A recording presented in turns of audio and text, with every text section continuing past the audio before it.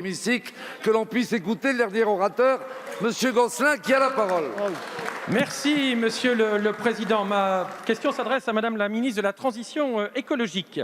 Après beaucoup de questions électorales bien légitimes, je souhaite attirer votre attention sur un sujet très concret. Il empoisonne la vie de nombre de nos concitoyens. Je veux parler des arnaques, c'est hélas le bon terme, liées à la transition énergétique. Alors que le gouvernement a souhaité accélérer la rénovation énergétique des bâtiments et notamment des maisons, de nombreux particuliers sont victimes d'entreprises peu scrupuleuses. Ces entreprises, qu'on peut qualifier d'éco-délinquantes, sont en effet légion. Elles profitent par exemple du dispositif MaPrimeRénov', des certificats d'économie d'énergie qui concentrent également bien des abus, voire des fraudes. Ce fut le cas pour l'isolation à 1 € qui vient d'être abandonné ou qui le sera au 1er juillet. Mais c'est aussi encore le cas avec le photovoltaïque, les pompes à chaleur. Des entreprises particulièrement indélicates s'attaquent à des gens faibles, mais pas que, loin s'en faut.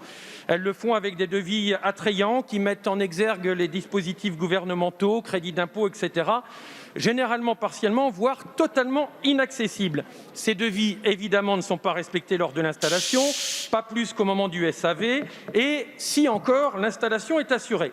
Et cela jette par ailleurs un discrédit sur les entreprises locales qui pâtissent de travaux mal faits et d'une concurrence déloyale. Enfin, dans certains cas, ces entreprises voyous sont aussi sans attache locale et mal identifiées. Elles vont même, ça arrive aussi, jusqu'à employer des travailleurs étrangers détachés pour baisser les coûts. Entre rendements énergétiques qui ne sont pas à la hauteur des annonces et des économies affichées, gaspillage d'argent public, consommateurs floués, le tableau est souvent bien sombre. D'ailleurs, le dernier bilan de la répression des fraudes, la DGCCRF, pour l'année 2020, dresse un tableau totalement accablant. Sur 643 établissements contrôlés de toute nature, 49% d'entre eux avaient en effet des pratiques irrégulières. Face à toutes ces dérives, arnaques et gaspillages, quelles mesures précises et rapides le gouvernement entend-il prendre? Je vous remercie. Merci, chers collègues. La parole est à Madame Barbara Pompili, ministre chargée de la Transition écologique.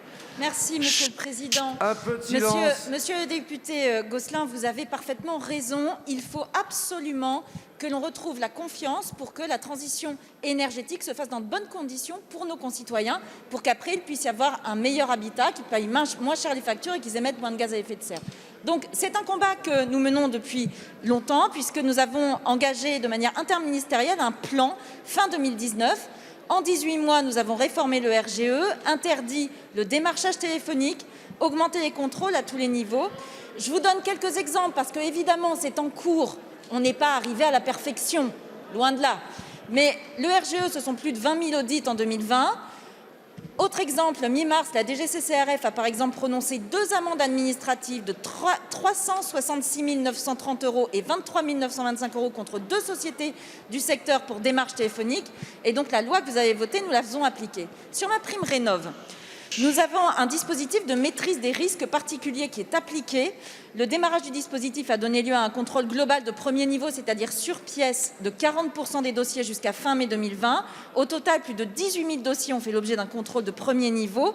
En complément, 2 514 dossiers ont été soumis à des contrôles sur place, soit un taux de contrôle de l'ordre de 5% des dossiers payés, proportion appelée à augmenter. En plus précisément, concernant les C2E, dans le cadre du dispositif C2E, la loi énergie-climat a introduit une obligation de faire réaliser des contrôles par des tiers, y compris sur les sites de travaux, pour les demandeurs de C2E sur les actions et dans les proportions définies par voie réglementaire. Et cette application s'applique aujourd'hui sur les travaux d'isolation les plus courants. En complément, le pôle national des C2E, rattaché à la Direction générale de l'énergie et du climat, réalise ses propres contrôles sur site. Et en 2019, ce sont plus de 4 500 contrôles qui ont été réalisés. N'oubliez jamais de rappeler à nos concitoyens que le démarchage téléphonique est interdit sur la rénovation énergétique. Ils doivent raccrocher quand il y a des personnes qui les appellent pour cela. Et enfin, l'accompagnateur Rénov' que nous mettons en place dans la loi climat-énergie aidera justement à mieux encadrer ce genre de pratiques. Merci, Madame la ministre. La séance des questions au gouvernement est terminée. Allez-y, Monsieur Gosselin. Madame la ministre, il n'y a pas de contestation, nous sommes derrière vous là-dessus. Protégez nos concitoyens des margoulins. Merci. Donc la séance des questions au gouvernement est cette fois bien terminée.